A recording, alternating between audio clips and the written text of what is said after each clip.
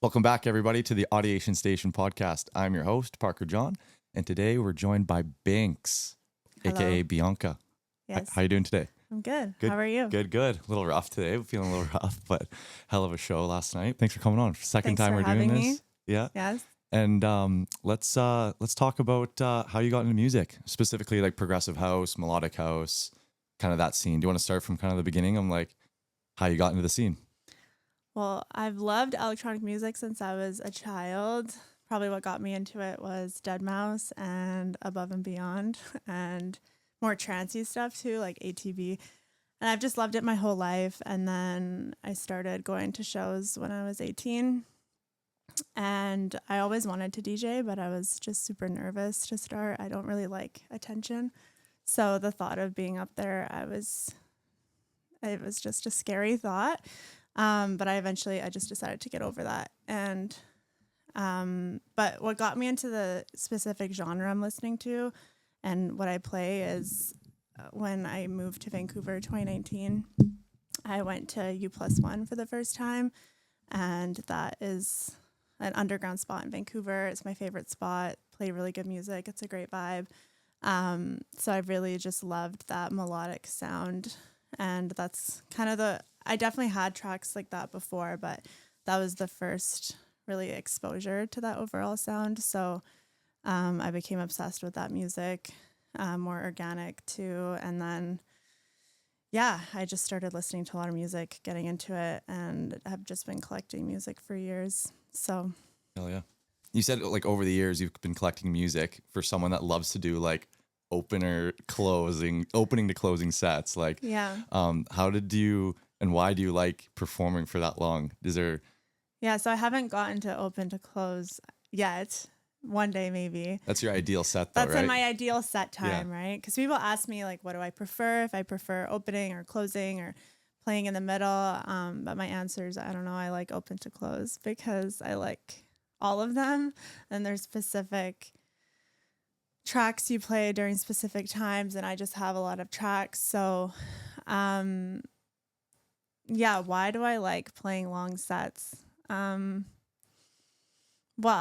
I think it's an art, by the way. Yes. Because I don't think I could. I have an hour. I can like just throw tracks in, like, you know, lots of energy. But there's more of an art to kind of taking the listener to kind of a gradual 3-hour curated set list. It's really, really cool skill set you have. Oh, thank you.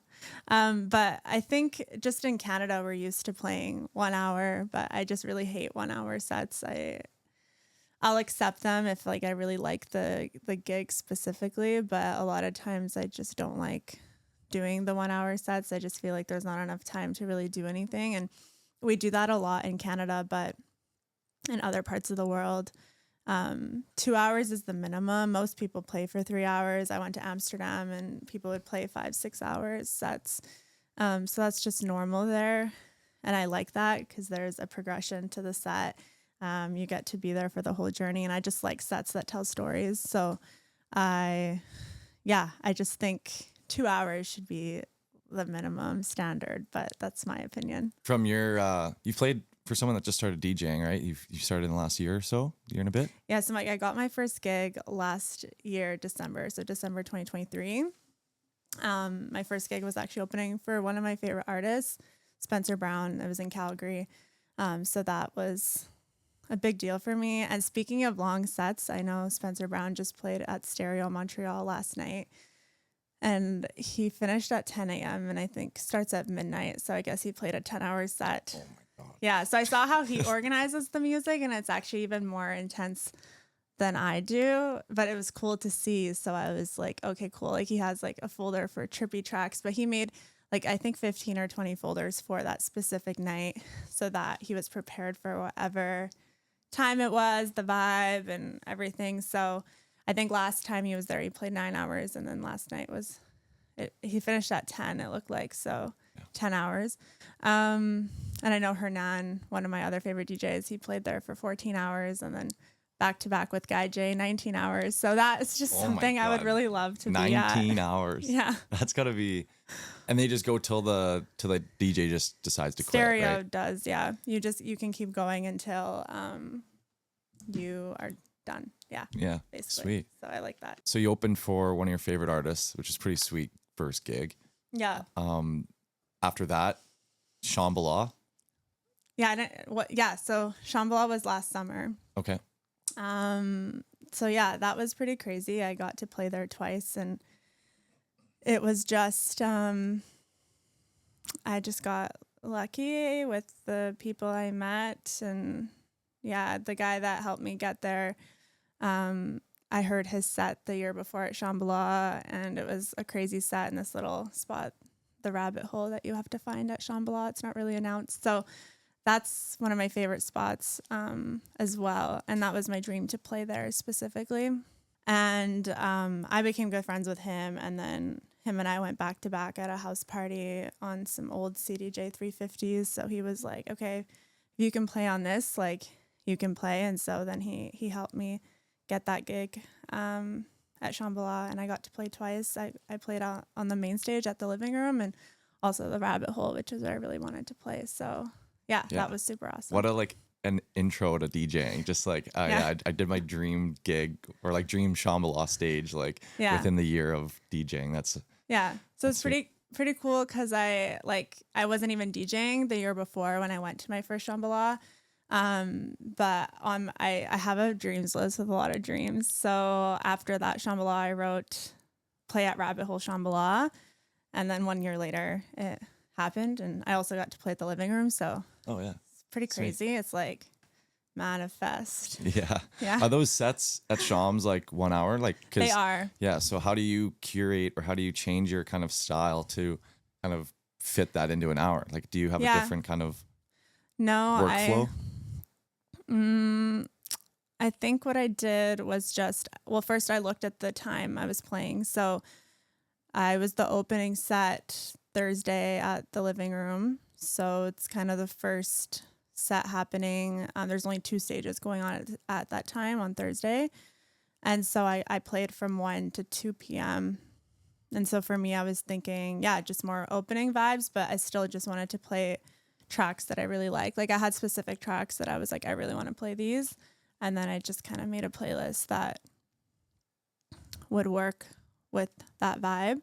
And then at the Rabbit Hole, I got to play Saturday 2 to 3 a.m.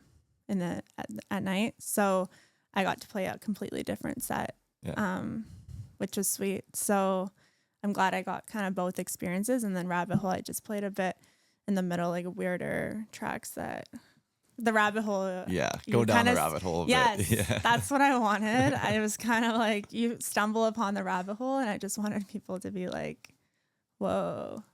trippy. Whoa. Yeah. So some tracks like that, like I don't know. Some of it was that one. I kind of went up and down in terms of vibe, but I felt like it worked, and that a lot of people were really like that set, and it was a lot of fun, and a lot of people were there, and it was awesome.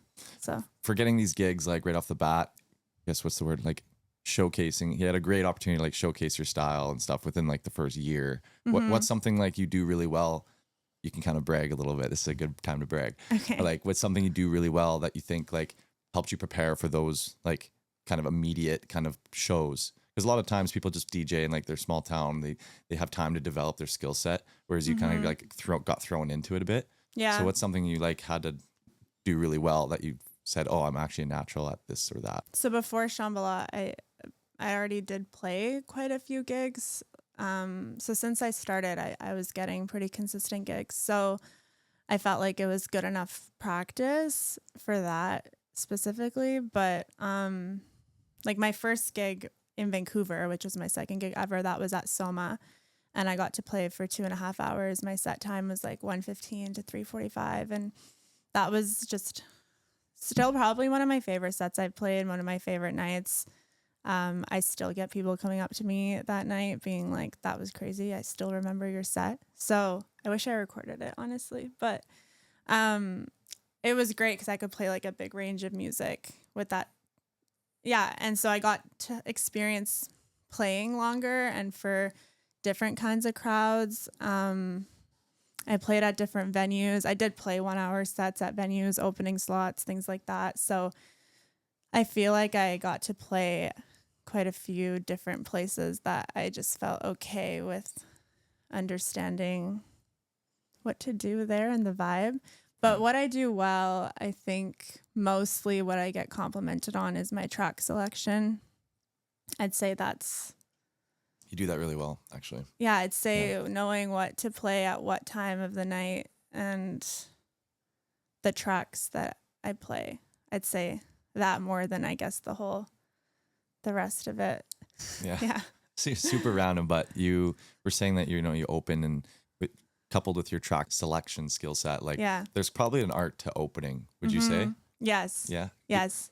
Let's get into that. Like, describe that feeling. I do love talking about that. Okay, let's start that. What's the? Yeah, I think there's just a certain vibe you have to play when you're opening, and it's a really important time slot. And some people overlook that, or they just think like, oh, I'm getting an opening slot, no one's there, like. But I take it as like a really great opportunity because I love those opening tracks. Like, it's just not the time to play headlining music and be bumping. Like, it's the start of the night. You're setting the vibe for the whole night. And so I just think it's super important that you respect the people that are coming after you, that, you play not at 127 BPM, like you play at a lower BPM, and you play the tracks that they're still amazing tracks. Like, I love these tracks. And then you just, you build it up, but the way you start it, and it also depends who you're opening for, right? So whenever I get an opening slot for a headlining DJ, I'll always find out their style. Sometimes they're not really my style of music. And so what I'll do is I will research them. I will listen to their tracks. I will listen to their sets. And then I will make a playlist that reflects my style with their style blended together so that I can support them in the best way for when they come on. For example, in Kelowna, I was opening for someone and I felt like his sets he played such a wide range of music, and I got a 3-hour opening slot. So I felt like I could do a lot with that. I was super grateful for that time slot too, because no one really gives 3-hour opening sets. No worries. So I was the only opener, and then it was him. So it was cool because I got to really, and he was there the whole time, the headliner, and he heard it and he really liked it. From what I heard, he didn't specifically say that to me, but people told me he said that. So I felt like I respected him and what he does. And I listened to his sets, and he played such a different genre and started with some down-tempo organic and went into more techie stuff and then harder stuff at the end. So I felt like I did that, but I kind of did similar that, but I kept it the opening vibe. Yeah. If that makes sense. Do you think some DJs that do opening acts, do you find, or maybe from your experience, like going to shows, like, do you think DJs like typically don't respect that opening slot and they just take it as like their opportunity just to like don't have that same perspective of opening, the art of opening? So maybe not so much here. I find here a lot of people do a good job. But I read threads a lot, or Twitter, let's say, and it's mostly threads that I see this on, and I get recommended a lot of DJ stuff because that's the content I consume. So I just see a lot of people complaining, being like, I should be able to play whatever I want. Like, if the headliner can't keep up, that's their problem. Like, but it's like not about that. It's like, I don't know, like why is it an issue to play at a lower BPM, like lower vibe, but it's still amazing tracks? Like, it's like your opportunity to really dig and find really awesome tracks that work for the night, instead of taking it as like I should be able to play whatever I want, blah, blah, blah. So yeah. But most of the time, like, I'd say people do a good job from what I hear. But yeah, that's what I would say. Yeah, I just see a lot of complaining about that on threads and stuff like that. People trying to one up the headliner, or they take it's like, oh, if he can't outshine me. That's his fault. He shouldn't Yeah, have been headlining. but If it's I like, can, why you don't need to play if you know the DJ headlining mostly plays like 125, 126 BPM, like let's not go and finish at 128, and then it just doesn't make sense. Like, yeah. and then I also asked, I played somewhere local. I was in the middle of the night 2 weeks ago, and I asked, what does the person before me play? I asked the promoter, I was like, what does the person after me play? He's like, oh, they play mostly like more housey stuff. I was like, okay, I'll play more house because I want to keep it On brand. Or similar like on, vibe. yeah. I don't want to just start playing like some like weirder progressive right now.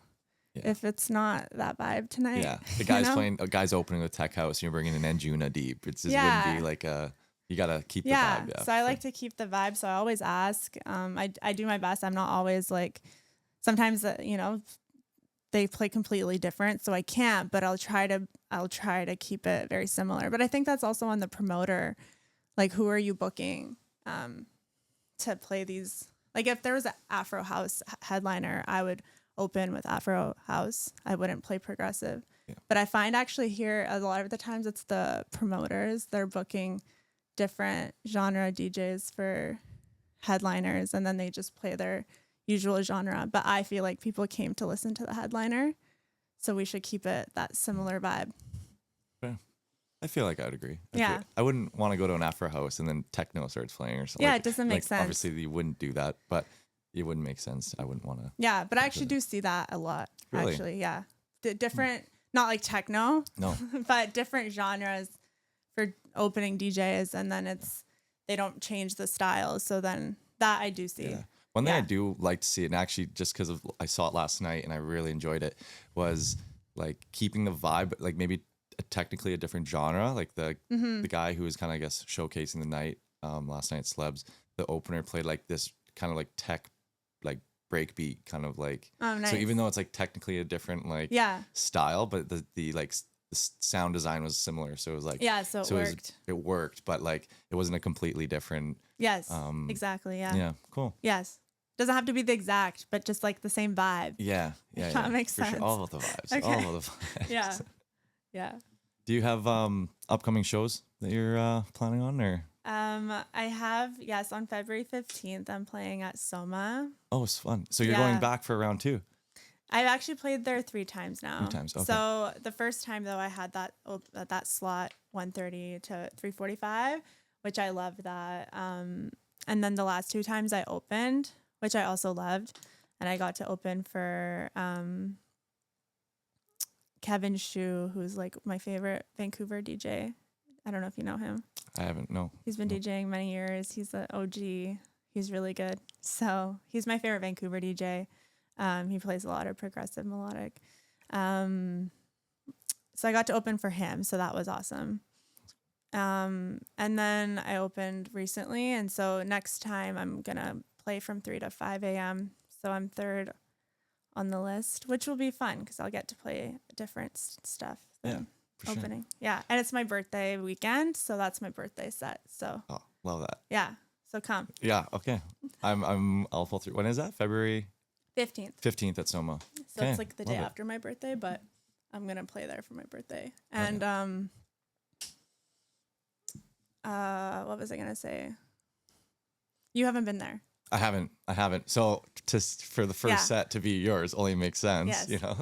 Yes, come. Yeah. You've done really well of like connecting with the community, obviously, and like getting involved in the industry. Yeah. Getting gigs, getting shows, opening. Yes. And even I think it's because maybe you don't come across or you don't have this ego. You just say, I want the opening. And everyone's like, yeah, here you go. Yeah. Okay. Yeah. What's like for someone that also wants to follow in those steps, like what's your best advice to like getting those opening slots? Yeah. Whether it's Soma, whether it's Shams or. So, I mean, I don't know. I feel like I got really lucky last year at Soma. That set time I had there just happened to be all the local Vancouver DJs were there and a bunch of promoters were there. Like it was just random who was there. And so they heard my set. They didn't even know I DJ'd. And so a lot of them were, I got gigs from that. I got people that offered me things after that. And I made a lot of connections that way. And then yeah, I played at another house party, and someone else that runs events was also there listening to me DJ. So it was just so random. And then he offered the next gig for me as well. And that was opening for a DJ at Harbor. And so, yeah, that was cool. So I feel like I just played places and then people heard me play. And so I got lucky that way. And then I was asked to play other places. And that happened quite a few times, actually, where I'd be playing somewhere and then someone would message me or come up to me after saying they heard me play. Love that. And they want me to play here. So that's got to make you feel pretty good, hey? yeah. Because you're just you're not getting these based off like knowing someone. You're getting them because like you've done well. Like you capitalized on the sets, the opportunities that you were given, and then given more based off that merit. Like I think that's so unbelievable. That's sweet. Oh, that's got to be like a little feather in your cap, no? You know, like just. Yeah, it was nice. But also I did know some people to start with, right? So how I got the Soma gig, I did know Leon, who runs that venue. And I've been going to his shows since I moved here 2019. So I feel like he's someone I saw a lot. And I rented his CDJs. Actually, how I started DJing and how I actually was last year, I had a friend tell me that I can come use their CDJ 350s. I had Tractor S4 before, so I learned on that, but it's not really beat matching because you can, so I went on the CDJ 350s. I didn't know those were the CDJs. He's like, I have CDJs at home, come use them. And I show up and they're these old CDJs and I'm like, what is this? There's like no screen. Like there's a screen, but you can't see anything. You can't see the waveform. You can't see the key of the song. And I like to do harmonic mixing. So I was like, oh, so this is just literally by ear. Okay. So I learned on that. The first time I played on it, I felt like I had no idea what I was doing because my music wasn't organized. So nothing sounded good. And I was like, I can't do this. Yeah. And then I went home and put a t-shirt over my laptop. And with the Tractor S4, I would just like randomly hit play and then find the beat to beat match. Yeah. I was like, okay, got it. So then I showed up the next time and I could just like play on the CDJ 350s. And my friend who was like letting me use them was like, what the hell? How did you just learn this? And I was like, I put a t-shirt and I organized my playlist better so that it wasn't just, I used to just have them in vibes, but I just kind of put more genres so that it was easier to mix on these because it was harder to mix genres also like with this. Like it was just harder because it takes forever to find a song and scroll. So I just made like smaller playlists. I see. Because you can't go into like it was just you had to like if I had a playlist with like 800 tracks, it was like impossible. Yeah. So I had to just make smaller playlists. So that actually helped me in the long run because then I could get more specific and it worked well. Do you have you used that to plan your sets now? Like if you were to get like a 4-hour set? Yeah, because now I'll be like, okay, let me go into the progressive, blah, blah, blah. It's still a big playlist, and then I'll make little mini ones. So it's easier because I'm like, oh, well, these are my favorite from my huge folder. These are my favorites. Yeah. So just out of curiosity, like how many tracks do you think you have in your whole catalog? So right now I do have like, I want to say like 2,700. Oh, it's been years that I've been collecting this music and just not DJing. So I've been like, I've been having these tracks and then I was just like, I'm going to DJ one day. Yeah. Sure. So it's just been a long time of me accumulating stuff. So, but I need to delete stuff for sure. Because there's some stuff I'm like, wait, I would never play that. Yeah, it's something I liked years ago. And, but you like don't want to delete it because you're like, oh, it's like, I bought this track or like. Yeah. Well, it's fine. You should just delete it. Yeah. So anyways, so I think I was going to I don't remember exactly what we were talking about, but I think I was talking about how I started DJing. Yeah. Oh, yes. That t-shirt over the. Yes. And he let me come over like once a week to use the CDJs. So that's how I learned. Last September is when I started going to his place. So September 2023. And then I really wanted to start playing gigs. So I rented CDJs from Leon for a week. And they were the old 2000s, CDJ 2000. So they also have a tiny waveform at the bottom, but it's not like the new stuff. Yeah. So that was also really good for me to use. And I'm really glad I got to play on those because that's actually what Soma had as their CDJs. So when I showed up, it was that. And a lot of people would come to Soma and be like, what the hell? Because they're so old. And some people just learned on like 3000s or the 2000 Nexus, and they show you the waveform and like, you know, and you can see if it's kind of beat matched. Yeah. But you can't on these. Yeah. And I so kind of like that. yeah, Because in a way, cool. it's kind of like a modern vinyl. It was sort of like it's not vinyl. No, right? I know it's we're not, but it's I guess what you're saying, the modern version of it. That's what I'm saying. Like it's like, no, I know it's not like an actual no, I know. vinyl, but it's like way harder to play on vinyl, but still. The technicality part of like beat matching, old school beat matching by ear. It's like you have to because you can't see it regardless. Exactly. So so I was really glad I got those because then I could play on those no problem when I showed up for the gig. Now they have 3000s. Hell yeah. It's more fun to play on 3000s for me because just because it is less thinking, but it's also I feel like sometimes you can do more. Like I can play 2 tracks at once, bring in a vocal randomly and not be scared that I totally messed it up. Do you know what I mean? Yeah. Versus like on these, it's like you're kind of limited on what you can actually bring in versus, and especially for you when you're playing like really long tracks as well, like 5 to 6 minute tracks. Yeah. Bringing in a vocal or an acapella would be like just kind of spice it up. Yeah. You can change it up. So. But I still really enjoyed playing on those too because it was fun. It's like you gotta think. Yeah. You're just like in your headphones, like thinking. So I like that too. But that's how he knew I was DJing Leon was because I rented his CDJs. Yeah. So that's why he offered me the Soma gig. I see. So, but yeah, they have a lot of local DJs. They give a lot of new DJs opportunities too. So I like that. Sweet. And yeah, so I guess like if you're trying to get into getting more slots is going out and just meeting people.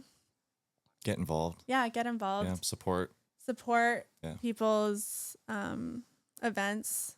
Yeah. Go, support the DJs and. Yeah. One thing I found sorry to interrupt, something I found super random because it kind of happened to us where now that I guess I could say I'm more involved in like the scene here, like I'm going out more, I'm just going to shows and sometimes I go like, sober, like not even a drink, just be like, hey, my boy's playing, I'm going to go like check him out. And then you see like maybe 3 other DJs doing the same thing. You're like, yo, what's up? Like, and we bumped into each other here, I believe. Right. And it was just like, hey, like, are you like, are you going out tonight? No, I'm just here to support. And I was like, oh, sick. Like me too. And I love that where it's like, you can kind of see who else is kind of putting in that effort. Yeah. I'm also sober most of the time. And so I will show up usually just to support because honestly I'm not really interested in going out. But the music I will go out to support them and listen to their music and that's mostly the reason I go, or unless someone amazing is playing like that I love, but otherwise I'm usually would rather sometimes it's hard to go out every weekend, so tough life, eh? I might just go for life. It is actually tough sometimes. So I show up for 2 hours, support them and leave.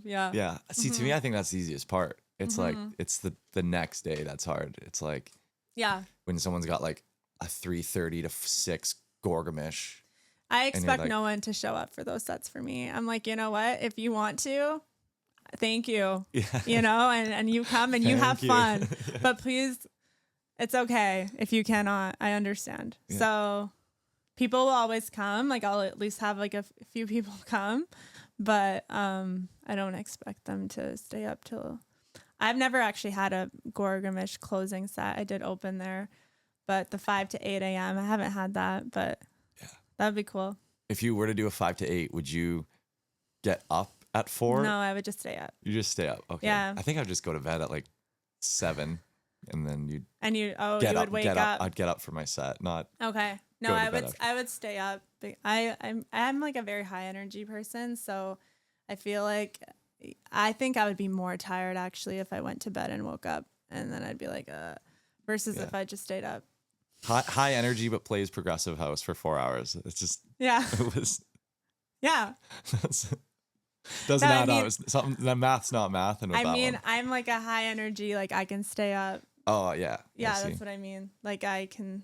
Yeah, I don't really get tired. You said earlier like you were gonna delete tracks and stuff, like because you have so many. There's a couple where you would never play. Yeah. How is like your sound I feel like evolved? I've tried to do that though, and then I'll be like, I kind of like this though.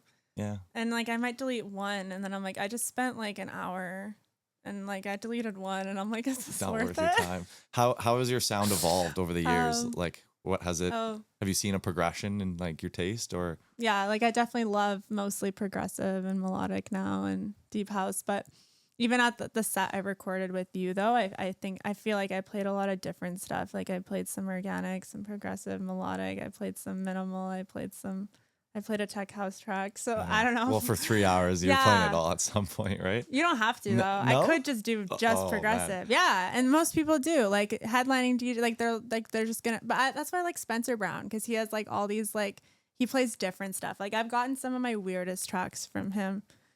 That's weird. Like I like weird. Weird.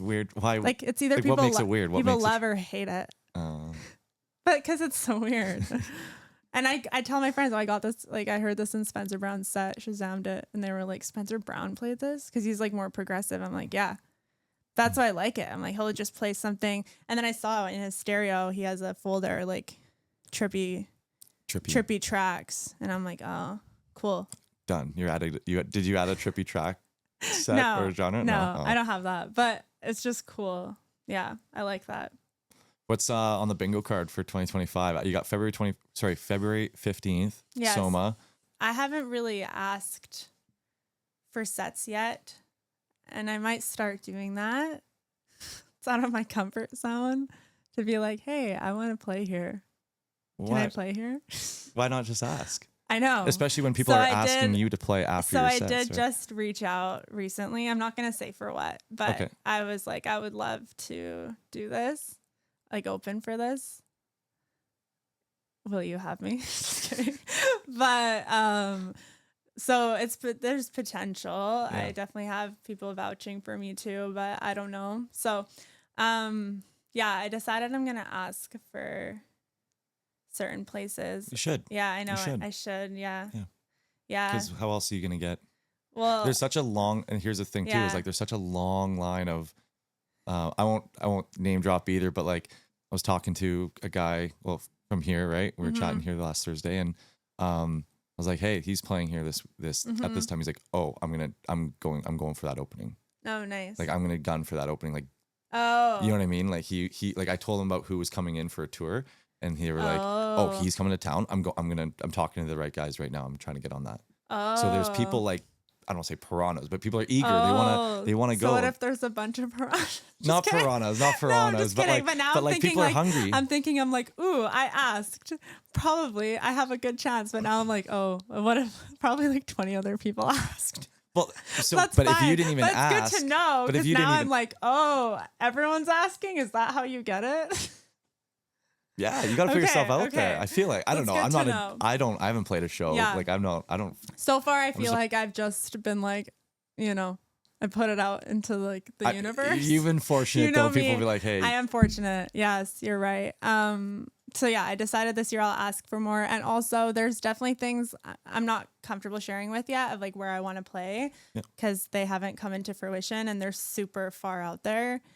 But yeah, some people recently made some comments like, oh, like we're going to play here. And I was like, what? Because that's like a dream of mine. And I don't know if they're serious or why, but it's like, it was like a first connection of like, oh, that's a possibility. That's sweet. Yeah. So I think manifestation. Yeah. So what I do is I do write down like ever I want to play. It's actually, do you want to talk about manifesting a bit? Just a bit of how I've manifested a couple shows. Yeah. Cause don't you have a manifesting schedule? I think we were at Earl's, and I think we were like at dinner, and you're like, the notification came down, be like, make sure you. It said manifesting challenge. So I was part of a challenge. Okay, let's do for this. 21 days. So I had to do like something every day to like help me. Some people probably listening think I'm like woo woo, but it works. But to be fair, every DJ at some point is probably manifested like in some capacity, being like, I want to play here. Oh, how do I make this happen? And they go for it. That's kind of in a way. Yeah. But sometimes I just like write it down, and then like I didn't know I even wrote some stuff down. I reviewed my goals from last year. And I had 2 goals in the beginning that like with DJing, I had a bunch of goals, but like my 2 main ones were like play at Shambhala and then play at U+1, which just happened in December. And I didn't know I wrote that down, honestly, because I make my goals in the beginning of the year, and sometimes I review them, but sometimes I don't. I just write them down, and then I know in my head. But it was cool to look back and be like, wow, like I did all of this. It's pretty crazy. So with U+1, that was it was pretty crazy because I literally made a playlist to record a demo for them in December to play there. Yeah.